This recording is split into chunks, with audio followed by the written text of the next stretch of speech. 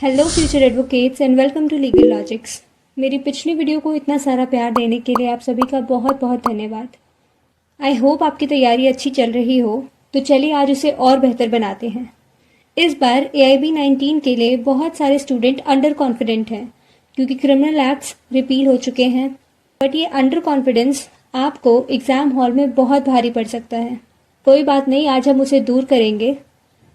देखिए, AIB का exam सिर पर है तो मैं आपका ज़रा सा भी टाइम वेस्ट नहीं करूंगी एंड इसलिए मैंने इस वीडियो को बहुत precise and to the point बनाया है, तो आप इसका एक भी सेकंड स्किप ना करें एंड वीडियो को एंड तक ज़रूर देखें, वरना आप ही एग्ज़ाम हॉल में बैठे रिग्रेट करेंगे, जैसा कि मैं बिल्कुल नहीं चाहती।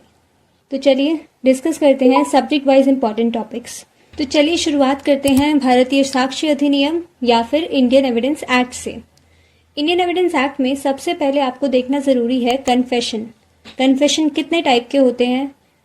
Judicial, extra judicial, retracted confession and confession by co-accused. Confession से रिलेटेड एक बहुत इंपॉर्टेंट केस है, हम उसे भी डिस्कस कर लेते हैं।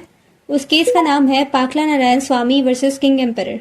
इसमें कोर्ट ने कहा कन्फेशन इन दोनों केसेस में एडमिसिबल होगा।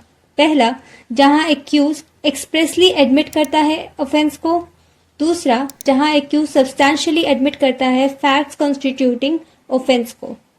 दूसरी बात जो आपको इंडियन एविडेंस एक्ट में ध्यान से पढ़नी है वो है एडमिशन, उसके टाइप एंड ये कैसे डिफरेंट है कन्फेशन से। रेस्ट स्टे और fact following part of the same transaction, इससे हर साल क्वेश्चन आता है एंड ये बहुत ही ज़्यादा इंपॉर्टेंट सेक्शन है। इसे आप स्टार मार्क कर लें एंड इसके इलस्ट्रेशन भी ध्यान से देख के जाएं क्योंकि इसके इलस्ट्रेशंस में से भी कई बार क्वेश्चंस आ चुके हैं। Also dying declaration under section 32 से रिलेटेड एक बहुत इंपॉर्टेंट केस है Maksoodan versus state of UP का। इस केस में कोर्ट ने कहा if declarant of any statement survives then his statement can not be used as a dying declaration. Contents of document, who may testify, burden of proof in civil cases and in criminal cases, इन दोनों से भी कई बार सवाल आ चुके हैं।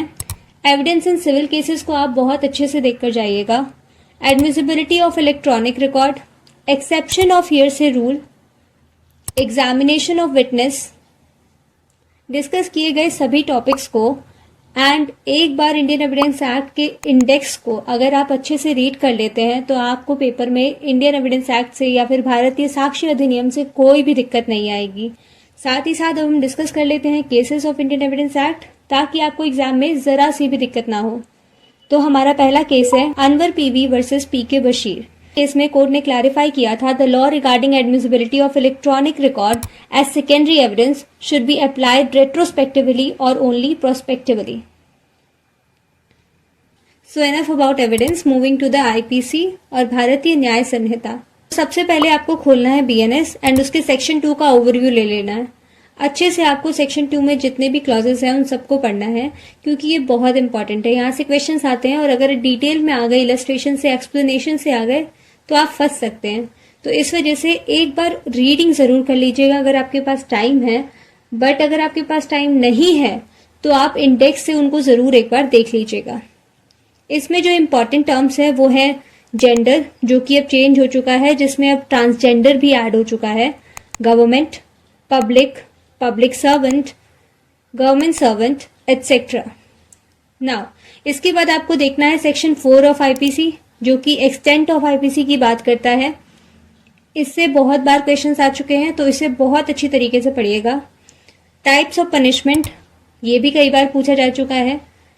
अब punishment होते हैं IPC में 5 तरह के, जो कि हैं life imprisonment, fine, death and forfeiture of property.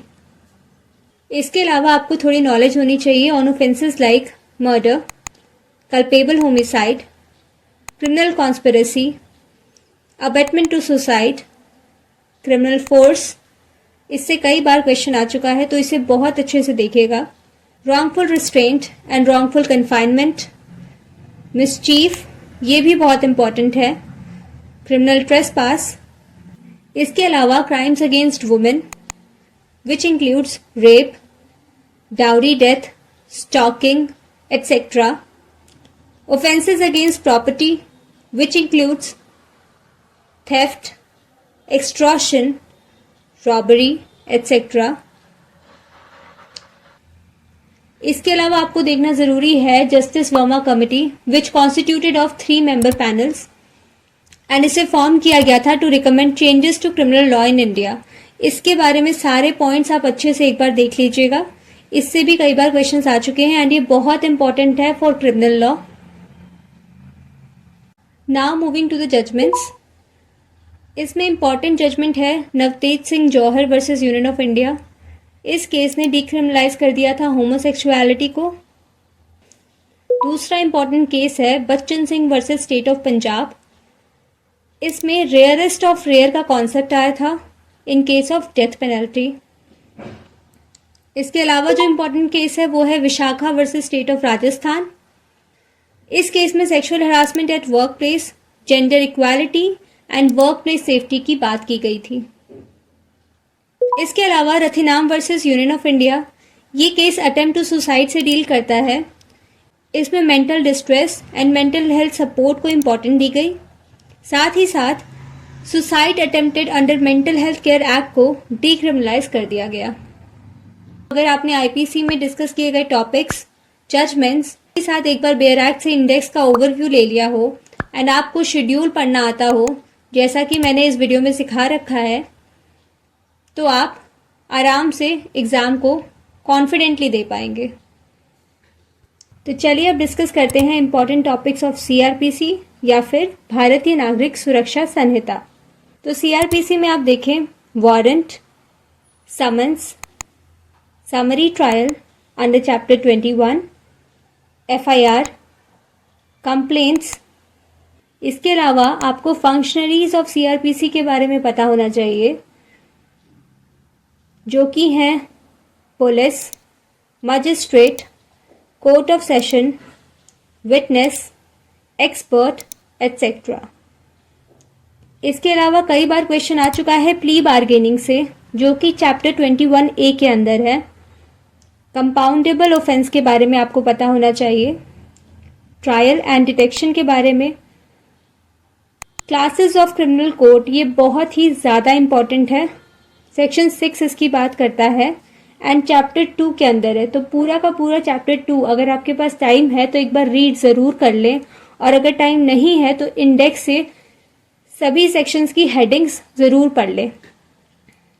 इसके अलावा जजेस एंड पनिशमेंट, कौन सा जज कितनी पनिशमेंट दे सकता है, इसकी नॉलेज आपको होनी चाहिए, और ये चैप्टर 3 के अंदर प्रोवाइडेड है अंडर पावर ऑफ कोर्ट्स।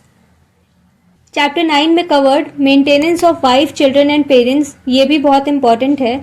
इससे भी हर साल एक ना एक क्वेश्चन ज़रूर आता है। इसी क्वेश्चन से रिलेटेड चलिए एक इम्पॉर्टेंट केस को डिस्कस करते हैं। ये केस है मोहम्मद अहमद खान वर्सेस शाहबानो बेगम। इस केस आया कि सेक्शन 125 ऑफ सीआरपीसी सेक्युलर है और हर रिलीजन पर सेम अप्लाई करेगा। नाउ सेक्शन 82 जो कि प्रोक्लेमेशन ऑफ पर्सन एब्सकॉन्डिंग की बात करता है, वो भी कई बार पूछा जा चुका है। सेक्शन 109 एंड 110 जो कि security for good behaviour from suspected offenders या फिर हैबिचुअल ऑफेंडर की बात करता है। सेक्शन 465, ये अच्छे से पढ़ लेना, यहाँ से कॉन्सेप्चुअल क्वेश्चंस आएंगे। Bail and types of bail, ये बहुत इंपॉर्टेंट है, सारे टाइप्स की बेल आपको पता होने चाहिए। इसके अलावा आपको चैप्टर 11 एंड चैप्टर 12 का एक इंडेक्स से ओवरव्यू ले लेना है एंड आपको bailable and non bailable, cognizable and non cognizable, इन सारे ऑफेंसेस का आपको आइडिया होना चाहिए। Now moving to the case laws. तो हमारा पहला केस है DK Basu versus state of West Bengal. ये केस बात करता है custodial death and police misconduct की। इसके बाद Lalita Kumari versus state of UP. इसमें कोर्ट ने कहा कि एफआईआर का रजिस्ट्रेशन होना under section 154 of IPC is mandatory in case of cognizable offence. साथ ही साथ कोर्ट ने एक टाइम लिमिट स्पेसिफाई कर दी 7 दिन की फॉर प्रिलिमिनरी इंक्वायरी। इसके अलावा अरुणा शानबॉग का केस जो कि पैसिव यूथनेशिया को लीगल रिकग्निशन देता है। It is a landmark case जो डील करता है balance between ethics, law and medical practice को। Now moving to our other case, Kunal Sood versus union of India. ये केस डील करता है right of death row prisoners की। इसमें कोर्ट ने psychological and mental harm cause by delay in capital punishment को discuss किया था। इसके अलावा आपको सीआरपीसी का भी एक बार इंडेक्स अच्छे से रीड कर लेना है। तो यहाँ तक हमारी बात खत्म होती है सीआरपीसी की। और साथ ही साथ मैं बताना चाहती हूँ कि मैंने एक टेलीग्राम चैनल क्रिएट किया है जहाँ पर मैं important notes and PDF share करती हूँ। उसकी लिंक इस डिस्क्रिप्शन बॉक्स में भी है एंड साथ ही साथ मेरे बायो में भी है।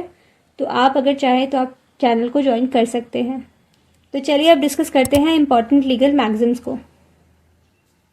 डैमनम सिने इंजूरिया, इसका मतलब है damage without injury. Ubi jus ibi remedium, where there is a right there is a remedy. Injuria sine damnum, violation of legal right without causing harm or loss to plaintiff.